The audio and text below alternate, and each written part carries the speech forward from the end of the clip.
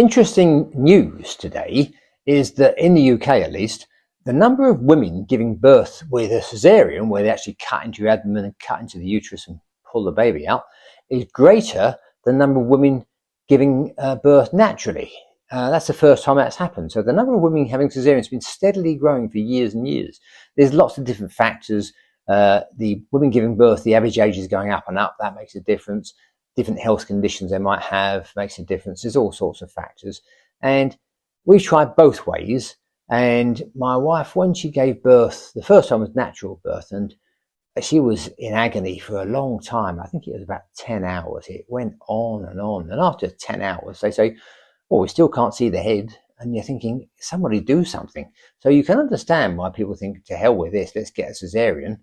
They do sometimes, halfway through the natural birth think, no, this is not going to work for all sorts of reasons. There's all sorts of possible complications. So one of the things I would say is that when you go into hospital to have a baby, don't try to be too fixed. It's got to be this way and this has got to happen, because things change. You don't know what's going to happen, and you have to make decisions based on what's there at the time.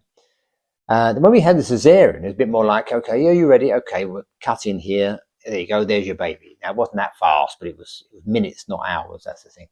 So, of course, the recovery is much longer when you've had a caesarean, and that can be a factor as well.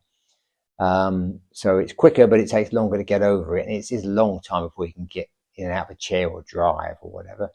I actually bought my wife a car with a fairly high seat, high riding car, because I knew after caesarean, getting down into a low car was going to be very, very difficult for her. So, not because I'm all heart, it's just because I didn't want to have the hassle of driving the kids around for the next 10 weeks. And by the way, while talking about men, when you go in to give birth, you've got to be there with the wife to support her and do what you can for her. And she might get really angry with you because it's your fault. She's there and she sort of has to lash out at someone. And also, as a man, I found at least, you don't get any painkillers at all. But there we are.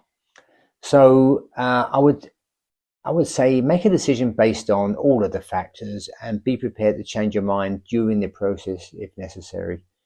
And one of the things is the pain. I remember sitting there in the room where they wait for the contractions to speed up, and then they go in for the birth, and the screaming from the room next door. Oh my God, it's brutal, and it goes on and on. So that's one of the factors. If you can't bear pain, you might want to consider a caesarean.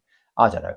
There's no easy answer. But when the baby arrives, they change your life forever, and it's well worth it. You forget the pain, and you have such joy from children. I can't even describe it. So good luck with your birth, and enjoy your child.